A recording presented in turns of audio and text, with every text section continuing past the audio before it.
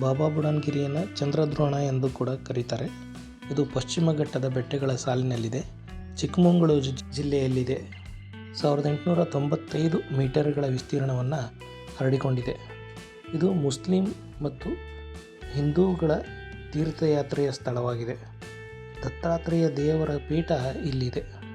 ಶಿವಮೊಗ್ಗದಿಂದ ಬಾಬಾ ಬುಡನ್ಗಿರಿಗೆ 114 ಕಿಲೋಮೀಟರ್ಗಳ ದೂರವನ್ನು ಕ್ರಮಿಸಬೇಕು. ಸುಮಾರು 3.5 ಗಂಟೆಗಳ ಪ್ರಯಾಣವನ್ನು ಮಾಡಬೇಕಾಗುತ್ತೆ. ಕಾರಿನಲ್ಲಿ ಸಂಪೂರ್ಣವಾದ ಈ ಪ್ರಯಾಣವನ್ನು ನಾವು ಮಾಡ್ಬೋದು. ಯಾವುದೇ ವೆಹಿಕಲ್ಗಳನ್ನು ತಗೊಳ್ಳೋ ಅವಶ್ಯಕತೆ ಇಲ್ಲ. ಬಾಬಾ ಬುಡನ್ಗಿರಿಗೆ ಹೋಗಿ ಬಂದು ಇದನ್ನು ಹೇಗೆ ತೋರಿಸ್ಬೇಕು ಅನ್ನೋದನ್ನು ವಿಚಾರ ಮಾಡ್ತಾ ಸುಮಾರು ದಿನಗಳ ನಂತರ ಈ ರೀತಿಯಾಗಿ ಮಾಡಿದರೆ ಚೆಂದ ಅಂತ ಅಂದ್ಕೊಂಡು ಕೆಲವು ವಿಷಯಗಳನ್ನು ವರ್ಣನೆಗಳನ್ನು ಮಾಡ್ತಾ ನಿಮಗೆ ಈ ಬಾಬಾ ಬುಡನ್ಗಿರಿಯನ್ನು ತೋರ್ಸೋಕ್ಕೆ ಇಷ್ಟಪಡ್ತೀನಿ. ಯಪ್ಪ, ಎಂಥ ಅದ್ಭುತನಪ್ಪ ಬಾಬಾ ಬುಡನ್ಗಿರಿ. ನನಗೆ ಯಾಕೋ ಬಾಬಾ ಬುಡನ್ಗಿರಿ ನೋಡಿ ಬಂದಾಗಿಂದ ಮನಸ್ಸಿನ ತುಮುಲಗಳನ್ನು, ಮನಸ್ಸಿನ ಭಾವನೆಗಳನ್ನು ನಿಮ್ಮಲ್ಲಿ ಹೇಳಿಕೊಳ್ಳದೆ ಪದಗಳನ್ನು ನಿಲ್ಲಿಸಲಾಗುತ್ತಿಲ್ಲ. ಮನಸ್ಸಿಗೆ ಬಂದಿದ್ದನ್ನು ಮಾತಾಗಿ ನಿಮ್ಮಲ್ಲಿ ಎಲ್ಲವನ್ನೂ ಹೇಳಿಕೊಳ್ಳಬೇಕೆನಿಸುತ್ತಿದೆ. ನನಗೆ ಇಂತಹ ಸೌಂದರ್ಯವನ್ನು ಸವಿಯಲು ಅವಕಾಶ ಮಾಡಿಕೊಟ್ಟ ದೇವರಿಗೆ, ಇಂತಹ ಸೌಂದರ್ಯವನ್ನು ಡಿಸೈನ್ ಮಾಡಿದ ದೇವರಿಗೆ ಒಂದು ನಮಸ್ಕಾರಗಳನ್ನು ಹೇಳಿಕೊಳ್ಳಬೇಕೆನಿಸುತ್ತಿದೆ. ಜೋರಾಗಿ ಕೂಗಿ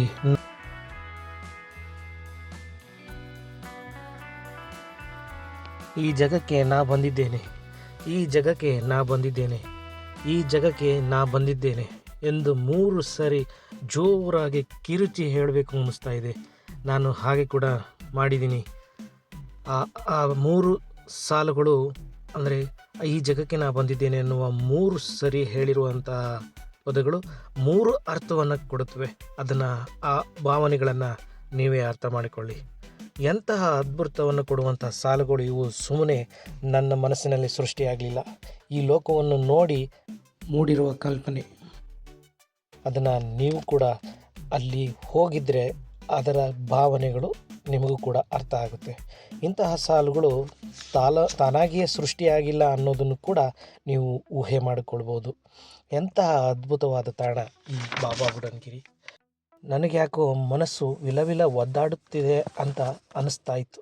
ಮನಸ್ಸಿನ ಭಾವನೆಗಳ ಭಾರವನ್ನು ಉದುರಿಸಿಬಿಡುವಂತೆ ಎದುರು ಬಂದ ಯಾರೇ ಇರಲಿ ಭಾವನೆಗಳ ಹೂರಣದಲ್ಲಿ ಹೋಳಿಗೆ ಮಾಡಿ ಸವಿದಂತೆ ಆ ಕ್ಷಣ ನಮಗೆ ಎದುರಾಗುತ್ತೆ.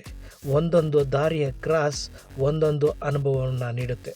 ಆ ದಾರಿಯ ಕ್ರಾಸ್ಗಳು ನಾವು ಹೂರಣದಲ್ಲಿ ಹೋಳಿಗೆಯನ್ನು ಉಂಡಂತೆ ಆ ಸಂತೋಷವನ್ನು ನಾವು ಸವಿತೀವಿ.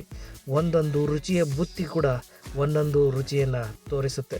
ಈ ಲೋಕದಲ್ಲಿ ಸ್ನೇಹಿತರಿಗೆ, ಅಣ್ಣ ತಮ್ಮಂದಿರಿಗೆ, ತಂದೆ ತಾಯಿಯಂದಿರಿಗೆ, ನೆಂಟರಿಗೆ, ಇಷ್ಟವಾದವರಿಗೆ ಈ ಜಾಗ ಬಹಳ ಇಷ್ಟವಾಗುತ್ತೆ. ಎಲ್ಲ ಭಾವನೆಗಳ ಬಂಧನದಲ್ಲಿರುವಂಥ ಎಲ್ಲ ಮನುಕುಲಗಳಿಗೆ ನಾ ಹೇಳುವುದಿಷ್ಟೇ, ಒಮ್ಮೆ ಬನ್ನಿ ಬಾಬಾ ಬುಡನ್ಗಿರಿಗೆ. ಬಾಬಾ ಎಂದು ಕರೆಯುವ ಈ ಬಾಬಾ ಬುಡನ್ಗಿರಿಗೆ ಬಂದು ನೋಡಿದರಷ್ಟೇ ಅದರ ಅನುಭವ, ಅದರ ರೋಚಕತೆ ತಿಳಿಯುತ್ತೆ. ಇಲ್ಲಿನ ರೋಚಕ ತಿರುವುಗಳು ರೋಚಕವಾದ ಅನುಭವಗಳನ್ನು ಕೂಡ ನೀಡುತ್ತೆ. ಎಲ್ಲಿ ನಿಲ್ಲಲಿ, ಎಲ್ಲಿ ಸಂತೈಸಿಕೊಳ್ಳಲಿ ನನ್ನ ಮನವ ಎಂದು ಕಾಡುತ್ತದೆ. ಜೀಕಿ ಜೀಕಿ ಹೇಳುವಂತಹ ಉತ್ಸುಕವಾದ ಜೀವ ಗಳಿಗೆಗೆ ನಿಜವಾಗಿಯೂ ಇದು ಸಾಕ್ಷಿಯಾಗುತ್ತೆ. ಕರ್ನಾಟಕದ ಈ ಜಗ ಒಂದು ಹೆಮ್ಮೆಯ ಸಂಪತ್ತು. ಇದು ಹೃದಯಗಳ, ಮನಸ್ಸುಗಳ ಸಂಪತ್ತು. ಇಲ್ಲಿ ನಮ್ಮನ್ನು ನಾವೇ ಮರೆಯುವಂತಹ ಗಳಿಗೆಗಳಿಗೆ ಸಾಕ್ಷಿಯಾಗುತ್ತೇವೆ. ಬಂದು ಮನವನ್ನು ಬಿಚ್ಚಿಡಬೇಕು ಅನ್ನಿಸುತ್ತೆ. ಇಲ್ಲಿ ಎಲ್ಲವೂ ಸತ್ಯ ಮತ್ತು ಮಿಥ್ಯ. ಓ ಮಲೆನಾಡಿನ ಮೈಸಿರಿಯೇ, ಆ ರವಿ ಜಾರಿಸೋ ಹೂಗರಿಯೇ, ಈ ಹಾಡು ಇಲ್ಲಿಗೆ ಸೂಕ್ತ ಎಂದು ಎನಿಸುತ್ತೆ. ಸಾಮಾನ್ಯ ಜನರಿಗೆ ಬಾಬಾ ಬುಡನ್ಗಿರಿಯನ್ನು ವರ್ಣಿಸೋದಕ್ಕೆ ಸಾಧ್ಯವಿಲ್ಲ ಅನಿಸುತ್ತೆ. ಕವಿ ಶ್ರೇಷ್ಠರು ಮಾತ್ರ ಈ ಸ್ಥಳವನ್ನು ವರ್ಣಿಸೋದಕ್ಕೆ ಸಾಧ್ಯ ಅನಿಸುತ್ತೆ. ಅಂತಹ ಸಾಲುಗಳಿಂದ ಮಾತ್ರ ಈ ವರ್ಣನೆ ಸಾಧ್ಯ. ಹಾಗಾಗಿ ಕುವೆಂಪು ಅವರ ಅನೇಕ ಸಾಲುಗಳನ್ನು ಈ ಬಾಬಾ ಬುಡನ್ಗಿರಿಯ ವರ್ಣನೆಗೆ ನಾನು ಬಳಸಿಕೊಂಡಿದ್ದೇನೆ.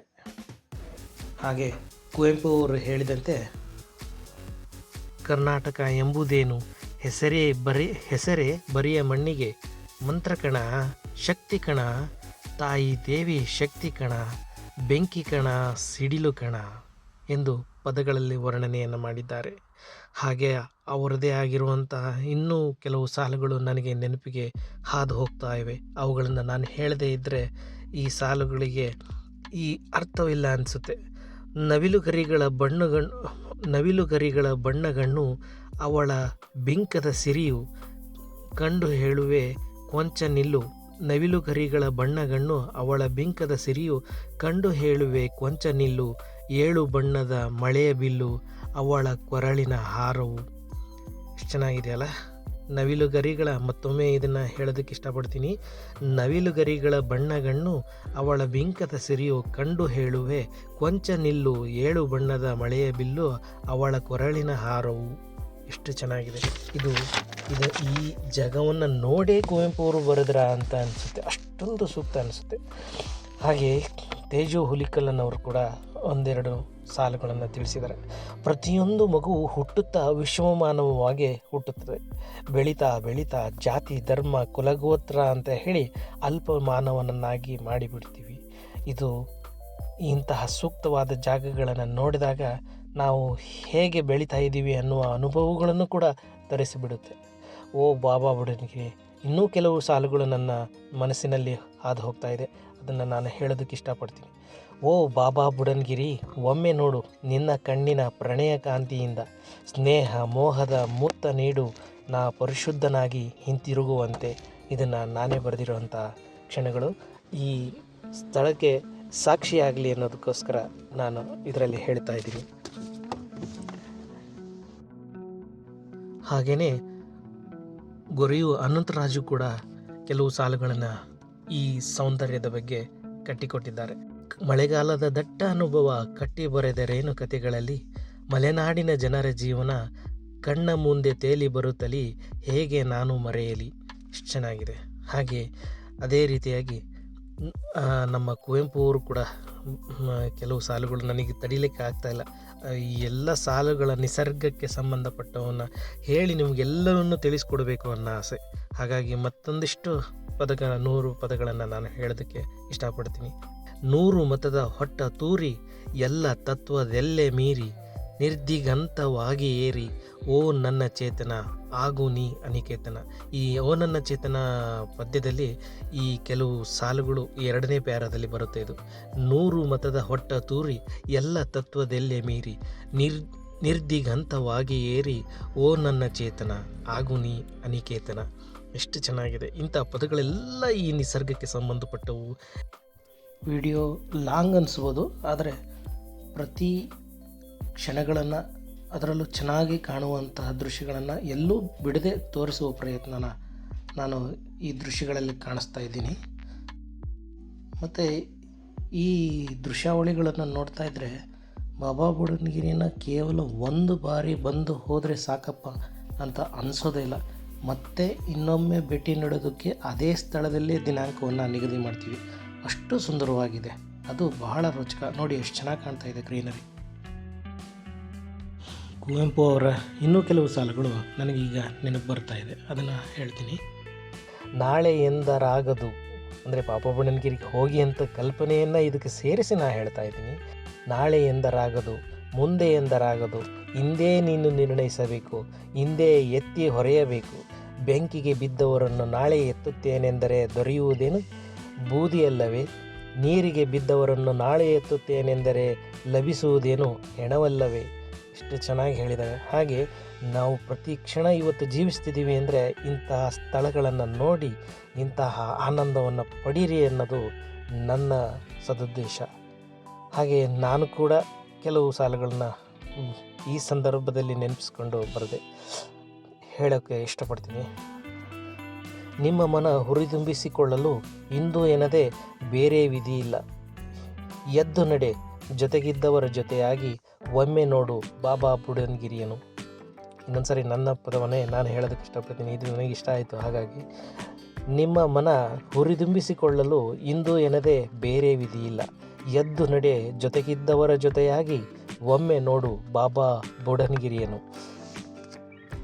ಇದು ನಾನು ಬರೆದ ಸಾಲುಗಳು. ಓಕೆ, ಹಾಗೆಯೇ ಇನ್ನೂ ಕೆಲವು ಸಾಲುಗಳಿದೆ. ಅದು ಕುವೆಂಪು ಅವರದೇ ಇದಕ್ಕೆ ಸೂಕ್ತವಾದ್ದು ಅಂತ ಹೇಳಿ ಮತ್ತೊಂದಿಷ್ಟು ಹೇಳೋದಕ್ಕೆ ಪ್ರಯತ್ನ ಪಡ್ತೀನಿ. ಇಲ್ಲಿ ಯಾರೂ ಮುಖ್ಯರಲ್ಲ, ಯಾರೂ ಅಮುಖ್ಯರಲ್ಲ, ಯಾವುದು ಯಕಶ್ಚಿತವಲ್ಲ. ಇಲ್ಲಿ ಯಾವುದೂ ಮೊದಲಲ್ಲ, ಯಾವುದಕ್ಕೂ ತುದಿಯಿಲ್ಲ, ಯಾವುದು ಎಲ್ಲಿಯೂ ನಿಲ್ಲುವುದೂ ಇಲ್ಲ, ಕೊನೆ ಮುಟ್ಟುವುದೂ ಇಲ್ಲ. ಇಲ್ಲಿ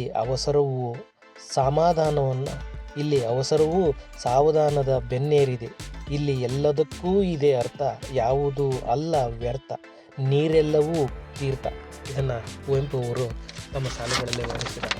ಈ ಎಲ್ಲ ಸಾಲುಗಳು ಈ ಬಾಬಾ ಬುಡನ್ಗಿರಿಗೆ ಸಲ್ಲುತ್ತೆ ಅನ್ನೋ ಒಂದು ನನ್ನ ಕಲ್ಪನೆಯ ಮೇಲೆ ಇದನ್ನು ಹೇಳಿದ್ದೀನಿ. ಈ ಎಲ್ಲ ಕಲ್ಪನೆಗಳ, ಈ ಪದಗಳ, ಈ ನುಡಿಗಳನ್ನು ನೆನೆಸ್ಕೊಳ್ಳುತ್ತಾ ಬಾಬಾ ಬುಡನ್ಗಿರಿಯನ್ನು ನೀವೆಲ್ಲರೂ ಸೌಂದರ್ಯವನ್ನು ಸವಿರಿ ಅಂತ ಹೇಳ್ತಾ, ನೀವು ಮತ್ತೆ ಈ ಬಾಬಾ ಬುಡನ್ಗಿರಿಗೆ ನಿಮಗೆ ಸಮಯ ಇದ್ದಾಗ, ಅವಕಾಶ ಇದ್ದಾಗ ಬಂದು ಈ ಸೌಂದರ್ಯವನ್ನು, ನಾವು ಅದರಲ್ಲೂ ಕರ್ನಾಟಕದಲ್ಲಿ ಇದ್ದವರು ತುಂಬ ಹತ್ತಿರದಲ್ಲಿರುವಂಥ ಸ್ಥಳ, ಬಹಳ ನಮಗೋಸ್ಕರ ದೇವರು ಸೃಷ್ಟಿ ಮಾಡಿದ್ದಾನೆ ಅನಿಸುತ್ತೆ. ಅಷ್ಟು ಅದ್ಭುತವಾದ ಸ್ಥಳ ಇದು. ದಯವಿಟ್ಟು ನೋಡಿ. ಇದನ್ನು ಹೇಳೋದಕ್ಕೆ ನನಗೆ ಭಾಳ ಸಂತೋಷ ಆಗ್ತದೆ.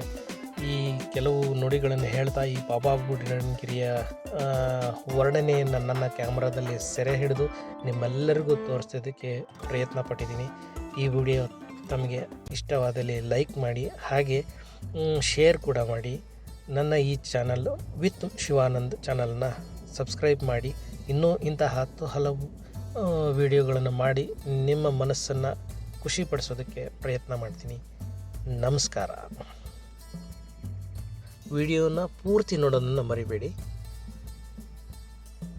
ಮತ್ತು ಈ ವಿಡಿಯೋನ ನಾನು ಎಲ್ಲೂ ಬೇರೆ ರೀತಿಯಾಗಿ ಆಲ್ಟ್ರೇಷನ್ ಮಾಡೋದಾಗಲಿ, ಇನ್ನೂ ಹೆಚ್ಚು ಚೆನ್ನಾಗಿ ಕಾಣುವ ಹಾಗೆ ಅದನ್ನು ಆಲ್ಟ್ರೇಷನ್ ಮತ್ತಿನ್ಯಾವುದು ಕಲರ್ ಕಾಂಬಿನೇಷನ್ ಮಾಡೋದಾಗಲಿ ಯಾವುದನ್ನು ಮಾಡಿಲ್ಲ. ಯಾಕಂದರೆ ಅದು ನೇಚರ್ ಹೇಗಿದೆಯೋ ಹಾಗೆ ತೋರಿಸಿದ್ರೇ ಅದು ಚೆಂದ ಅನ್ನಿಸ್ತು. ಹಾಗಾಗಿ ಇದನ್ನು ಕಂಟಿನ್ಯೂ ಆಗಿ ಅದೇ ರೀತಿಯಾಗಿ ವಿಡಿಯೋ ಮಾಡೋದಕ್ಕೆ ಪ್ರಯತ್ನ ಮಾಡಿ ನಿಮ್ಮಲ್ಲಿ ತೋರಿಸೋಕ್ಕೆ ಪ್ರಯತ್ನ ಮಾಡಿದ್ದೀನಿ.